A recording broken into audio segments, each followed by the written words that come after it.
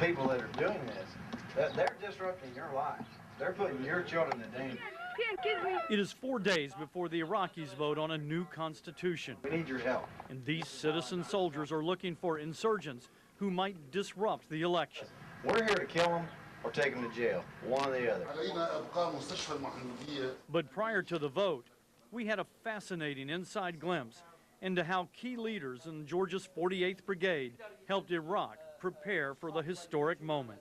No militia, no private security, no individual can walk the streets with a weapon during this time. 5 days before the election, Brigadier General Stuart Rodeheaver is nervous. He is commander of the 48th Brigade. The referendum is only days away, and he wants no attacks in his territory. He thinks they intend to use female also to strap them with explosives and slip them through the... That is always a danger. Back in Atlanta, Rodeheaver is a regional manager for Georgia Power. In Baghdad, he is planning security for the birth of a new nation. And it's a pretty humbling experience, too, when you know that when this is over with, I go home, and those guys still have to stay here and fight to keep their families alive and fight to keep the terrorists out and try to build this nation through all this fight that's going on.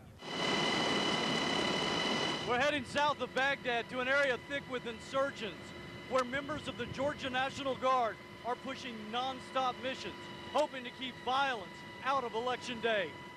On the streets of Doraville, south of Baghdad, Lieutenant Colonel John King can't seem to stop talking. I mean, can you imagine when we first started our country, somebody would put,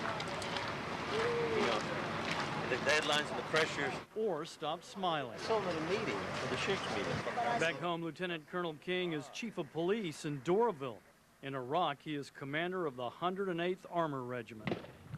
The guard tower. His soldiers have operated out of dusty, dangerous forward operating bases like Camp Rowe in Doraville and Camp Michael in Mahmudiyah. Colonel John King is here to assess the security for the polling place for the upcoming referendum.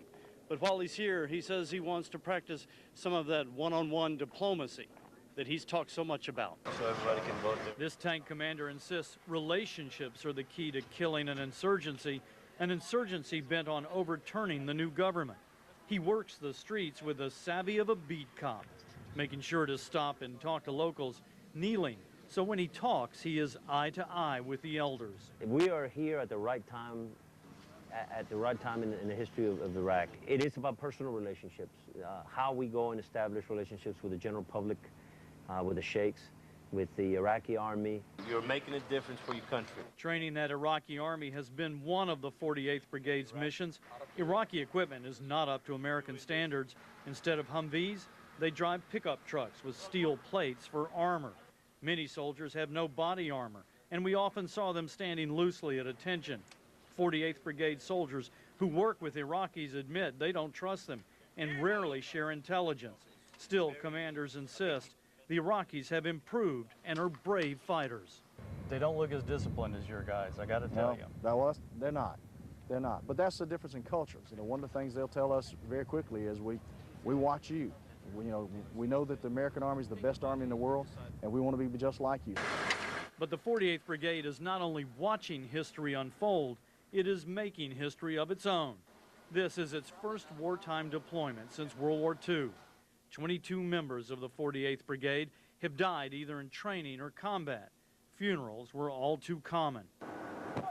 The deadliest weapon, roadside bombs. But they have also played cat and mouse with insurgent mortars and confronted suspected insurgents with gunfire. Ooh, that's good. All the while trying to win over the Iraqi people. Commanders and soldiers alike tell me they believe they're making progress. We are here at an extremely exciting time in Iraq's history, and an extremely exciting time in our country's history. We are participating in something good and noble. General Rodeheaver believes because of that participation, when the 48th Brigade comes home, people here will never look at Georgia's National Guard in the same way. I think this is a good thing for us to be doing, not just for the 48th Brigade, but also for the people back home. And again, I think this is a real big step in the fight on terrorism, and we've made a difference, and these soldiers have made a big difference.